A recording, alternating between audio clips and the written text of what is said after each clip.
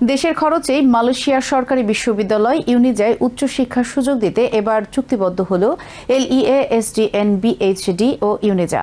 শুক্রবার কুয়ালালামপুরে আড়ম্বরপূর্ণ এক অনুষ্ঠানে দেশি বিদেশি শিক্ষার্থীদের ভর্তি কার্যক্রম সহজ ও গতিশীল করার লক্ষ্যে তাদের মধ্যে এ চুক্তি স্বাক্ষর হয়। ইউনিভার্সিটি সুলতান জয়নাল আবিদিন ও আন্তর্জাতিক এই শিক্ষা প্রতিষ্ঠান চুক্তি স্বাক্ষর অনুষ্ঠানে বিশ্ববিদ্যালয়ের স্নাতকোত্তর অনুষদের ডিন অধ্যাপক ডক্টর ইসমুতিয়া সোবিহা বিনতি আব্দুল হালিম এবং সমন্বয়কারী ডক্টর ইউসনিতা বিনতি ইউসুফ উপস্থিত ছিলেন।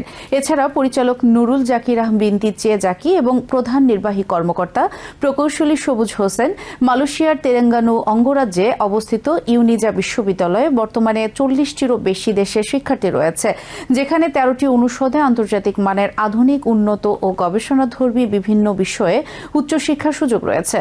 University Sultan Zainal Abidin is East Coast of Malaysia, and you know how the beautiful of Malaysia.